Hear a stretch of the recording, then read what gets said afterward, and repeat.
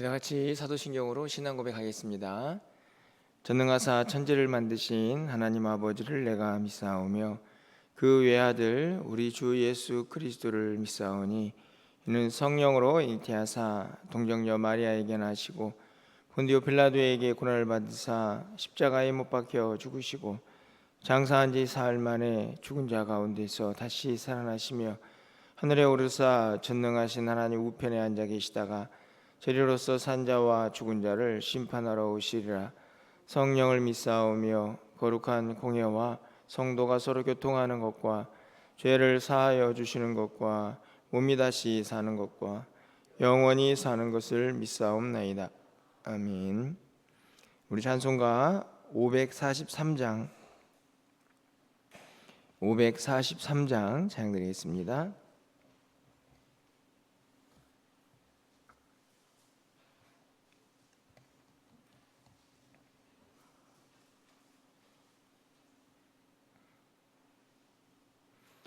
어려운 일 당할 때 나의 믿음 적으나 의지하는 내 주를 더욱 의지합니다. 세월 지나갈수록 의지할 것뿐일세. 무슨 일을 당해도 예수 의지합니다. 성령께서 내 마음 밝히 비춰 주시니 인도하심 따라서 주만 의지합니다. 세월 지나갈수록 의지할 것뿐일세. 무슨 일을 당해도 예수 의지합니다. 밝을 때의 노래와 어두울 때의 기도로 위태할 때 도움을 주께 간구합니다. 세월 지나갈수록 의지할 것뿐일세. 무슨 일을 당해도 예수 의지합니다. 생명이 있을 동안에 예수 의지합니다. 전국 올라가도록 의지할 것뿐일세. 세월 지나갈수록 의지할 것뿐일세. 무슨 일을 당해도 예수 의지합니다.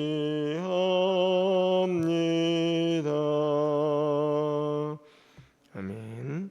하나님 말씀은 예레미야 34장입니다. 1절에서 7절 말씀을 교독합니다.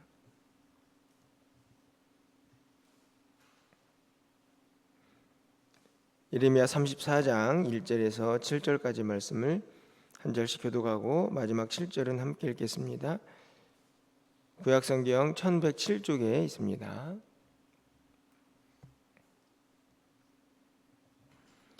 바벨론의 느부갓네살 왕과 그의 모든 군대와 그의 통치하에 있는 땅의 모든 나라와 모든 백성이 예루살렘과 그 모든 성읍을 칠 때에 말씀이 여호와께로부터 예레미야에게 임하여 이르시되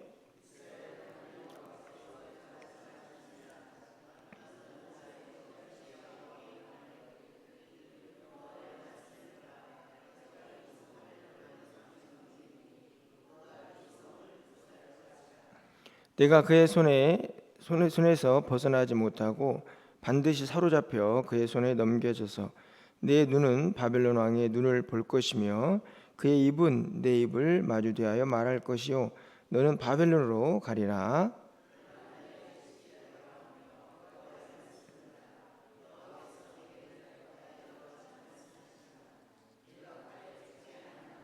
평안히 죽을 것이며 사람이 너보다 먼저 있는 내 조상들 곧 선왕들에게 분향하던 것 같이 내게 분향하며 너를 위하여 애통하기를 슬프다 주여 하리니 이는 내가 말하였음이라 여호와의 말씀이니라 하시니라.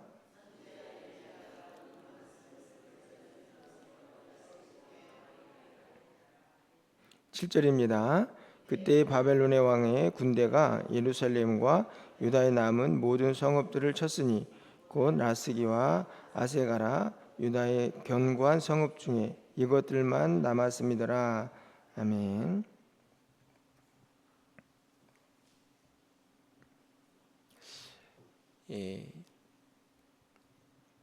우리는 늘 연약하고 또 좀 어리석기도 해서 넘어지기도 하고 또 실수할 때가 참 많이 있습니다.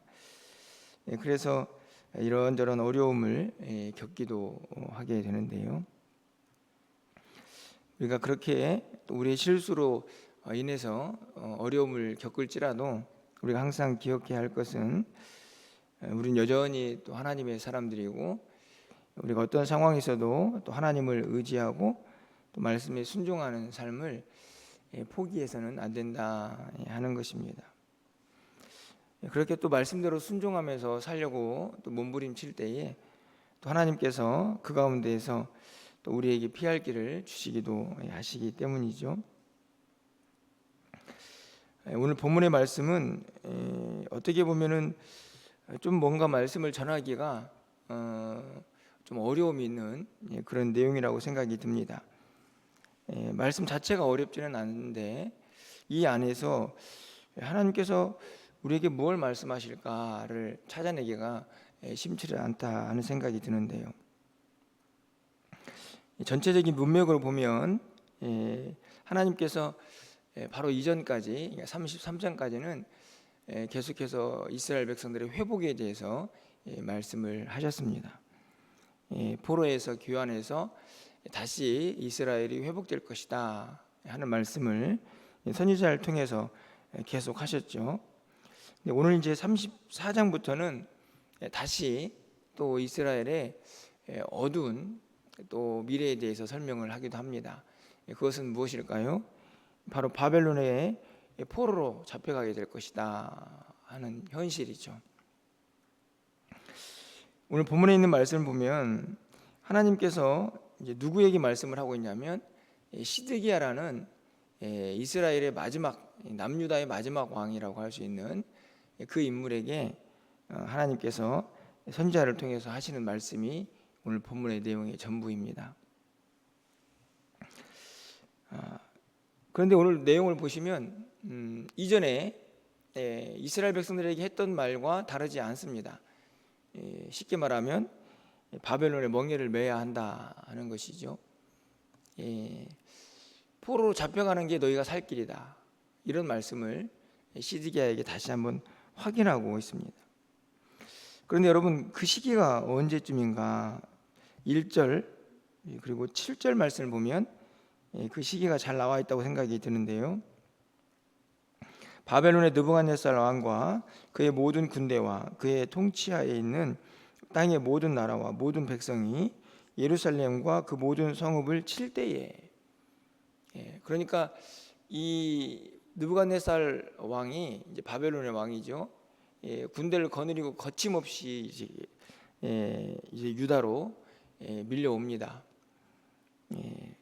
이제 나라가 금방 멸망하게 생겼죠. 그때 또 하나님이 말씀을 하고 있다 하는 것입니다. 어느 정도였느냐? 7절 말씀을 보면 그때의 바벨론의 왕의 군대가 예루살렘과 유다의 남은 모든 성읍들을 쳤으니, 이렇게 되어 있습니다. 라기스와 아세가라, 유다의 견고한 성읍 중에 이것들만 남았습니다라. 그러니까 유다의 이제 성들 중에서 좀 튼튼하고 또 군사력이 있는 성 몇 개, 그리고 이제 예루살렘 이제 다 거의 무너져 가고 있는 상황인 것이죠. 쉽게 말하면 이 34장의 배경은 이제 예루살렘만 남고 유다에 있는 모든 성읍들이 거의 다 무너져 있는 상태다, 이렇게 말씀을 드릴 수 있습니다. 그때 하나님께서 뭐가 급하신지 또 에레미야에게 말씀을 하고 있는 것이죠. 그 말씀은 크게 두 부분으로 나눠져 있습니다. 2절과 3절에서는 멸망할 것이다, 이렇게 되어 있고, 4절에서는 그래도 너는 좀 평안히 죽을 것이다, 이렇게 기록되어 있습니다. 이게 전부입니다. 여러분, 2절 말씀 잠깐 가서 보시면 끝부분에 가니까 이 성을 바벨론 왕의 손에 넘기리니 그가 이 성을 불사를 것이다. 3절 말씀을 보면 내가 그의 손에서 벗어나지 못하고 사로잡혀서 그의 손에 넘겨져서 네 눈으로 바벨론의 왕을 보게 될 것이다. 그리고 바벨론으로 가리라. 이제 포로로 잡혀갈 것이다, 이렇게 말씀합니다. 이 말은 포로로 잡혀갈 것이다 라는 말씀도 맞지만 결국 예루살렘이 무너질 것이다.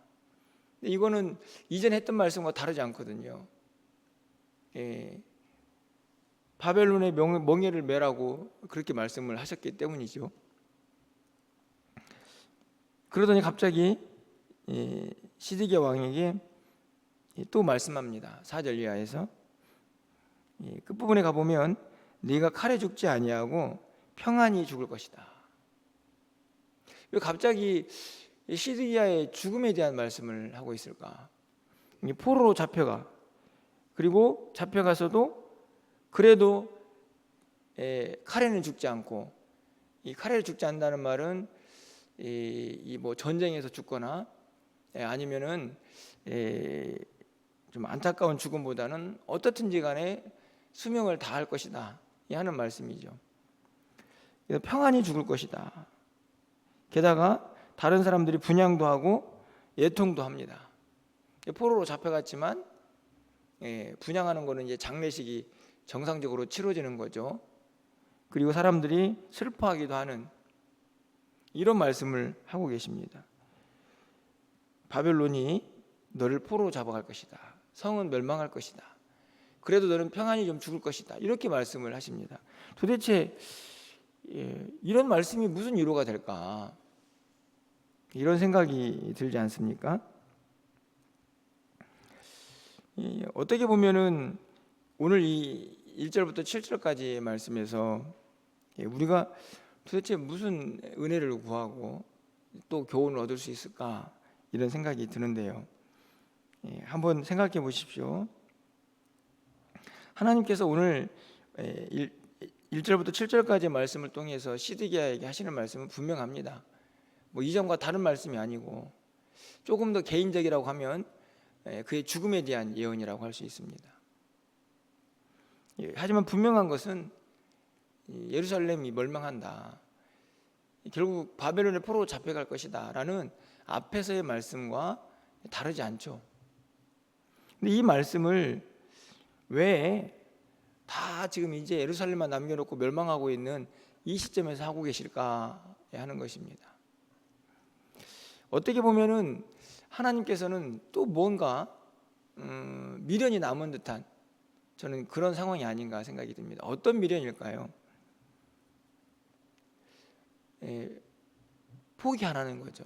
쉽게 말하면 이 바벨론 왕에게 나라를 내어주라는 말씀입니다. 왜 그럴까요? 지금 바벨론의 멍에를 메고 바벨론의 포로가 되고 예루살렘이 멸망을 하고 있는 이 모든 과정이 무엇 때문입니까? 죄 때문이죠. 하나님께서 그 전에 얼마나 많은 사람들을 보내어서 회개해라, 돌아와라 말씀하셨습니까? 이스라엘 백성들이 강박해가지고 돌아오지 않았습니다. 그래서 하나님께서 이제 정말 참다 못해서 너희들을 이대로 둬서는 안 되겠다 하고 심판의 칼을 드신 게 이제 바벨론의 명예거든요. 바벨론의 심판입니다. 바벨론도 심판의 도구로 사용을 하시는 거죠. 시드기야에게 이제 이스라엘의 마지막 남유다의 왕에게 이야기합니다. 멍에를 매야 한다. 결국은 멸망할 거니까. 그래도 너는 좀 평안히 죽을 건데 포기해라. 이런 말씀을 하고 계시는 거죠. 그런데 우리가 여기는 기록이 안 되어 있지만 시드기야가 어떻게 했을까를 좀 생각해 보셔야 합니다. 이제 이후에 나오거든요. 나중에 말씀을 이제 살피게 되겠지만 시드기야는 포기하지 않고 이 바벨론과 이 싸움을 결정을 하죠. 그래서 바벨론이 어떻게 하냐면 예루살렘을 포위하고 무려 약 18개월 정도를, 물론 중간에 뭐 잠깐 자리를 비기도 하지만 성을 포위하고 아무도 못 들어가게 합니다. 그럼 어떻게 될까요? 그냥 예루살렘이 완전히 황폐화가 되는 거죠. 먹을 것이 없어가지고 막 난리가 납니다. 굶주리고 막 서로 이제 이 배고픔을 달래지 못해서 막 싸우고, 그러다가 어떻게 됩니까? 이제 왕이 도망쳐 나오죠. 왕도 견딜 수가 없으니까. 이 시드기야 왕이요. 이 사람의 미래입니다. 그래가지고 이 바벨론 왕이 잡혀갑니다. 눈앞에서 자기 아들들이 죽고 이 왕은 이 바벨론 왕에 의해서 눈을 잃죠. 눈을 빼버립니다. 그리고 바벨론의 포로로 잡혀가가지고 거기서 죽음을 맞이합니다. 분명히 하나님께서 이 성은 망할 거니까, 그리고 너는 좀 평안히 죽을 거니까 바벨론의 멍에를 매야 한다. 이 나라가 멸망할 거야. 이거 나의 심판이야 라고 또 말씀을 하고 있습니다. 이게 지금 나라가 금방 망하게 될 때에도. 그러니까 포기하라는 얘기죠. 그래야 살 길이 있다 네가 라고 말씀을 하고 있지만, 결국 그래도 지켜보겠다고 성 안에 있어 싸우고 애굽에게 도움을 요청하기도 하고, 모든 게 다 숲으로 돌아가서 결국 비참한 안타까운 그런 모습들을 맞이하게 됩니다.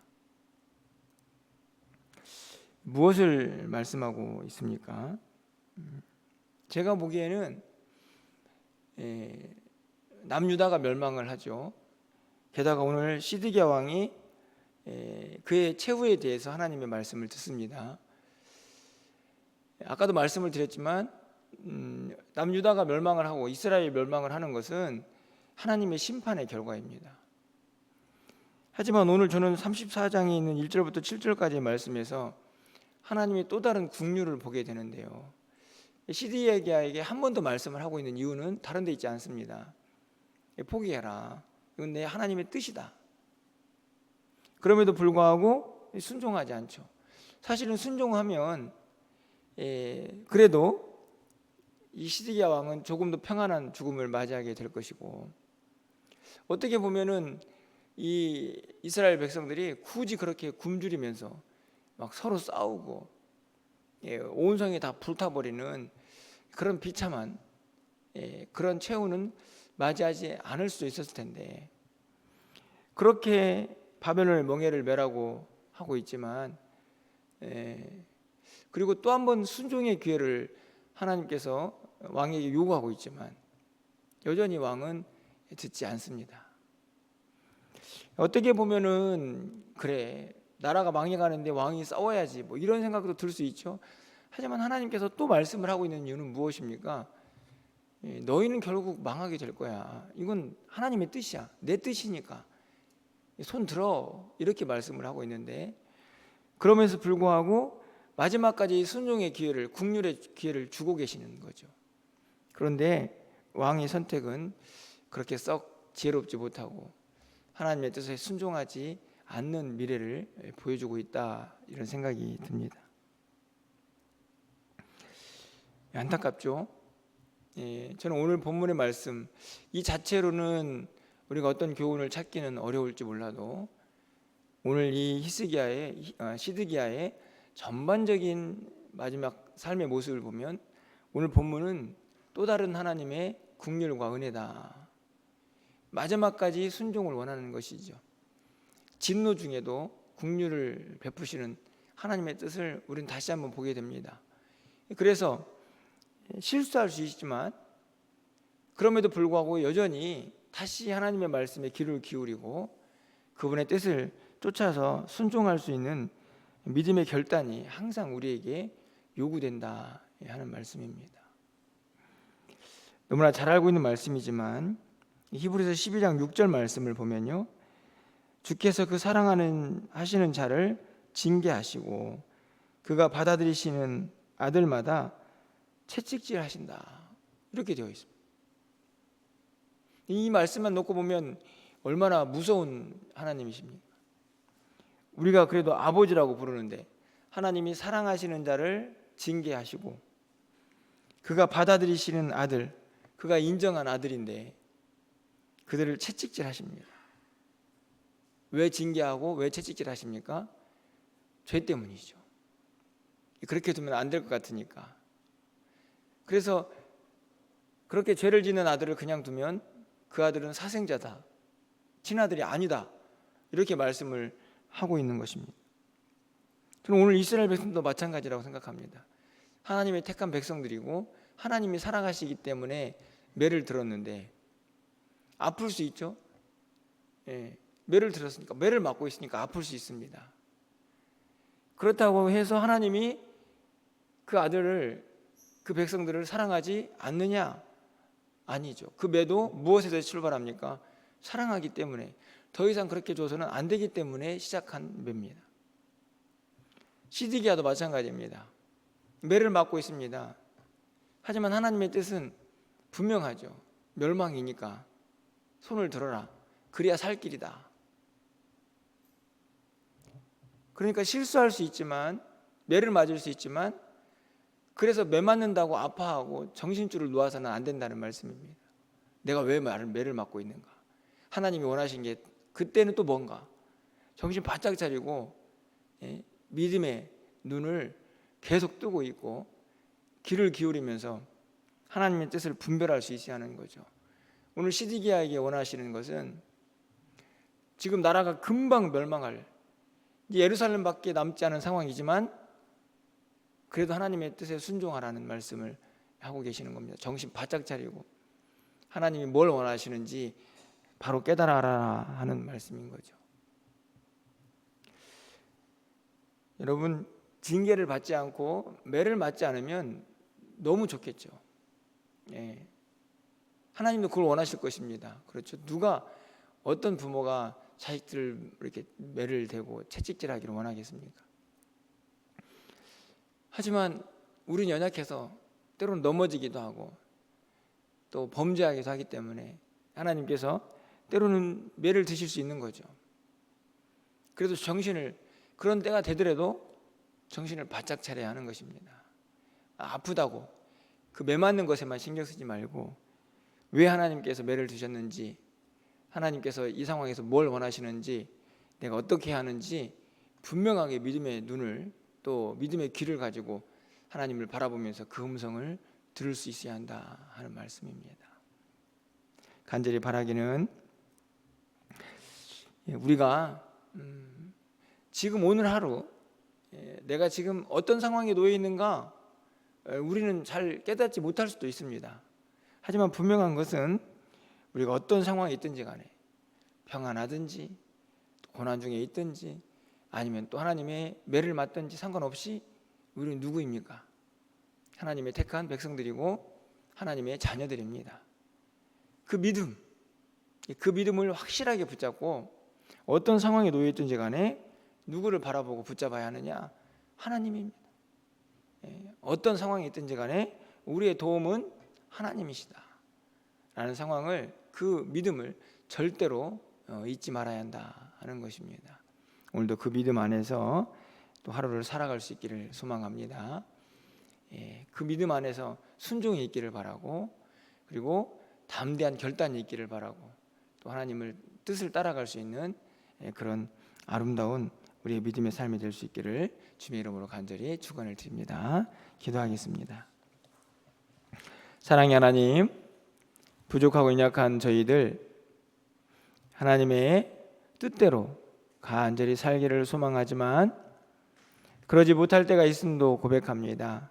불순종하기도 하고 고집을 피우기도 하고 때로는 고난 중에 처할 수도 있음을 고백합니다. 하지만 우리가 어떤 상황이 있든지 간에 하나님, 그때에도 여전히 우리는 하나님의 백성이고 하나님의 택한 자녀들인 것을 한순간도 잊지 않고 살게 하시고, 믿음의 눈을 열어 또 믿음의 귀를 열어서 하나님을 바라보며 하나님의 음성을 듣고 하나님의 뜻을 따라갈 수 있는 우리 모두가 되게 하여 주시옵소서. 날마다 하나님의 뜻을 구하며 믿음의 길을 걸어가기를 원합니다.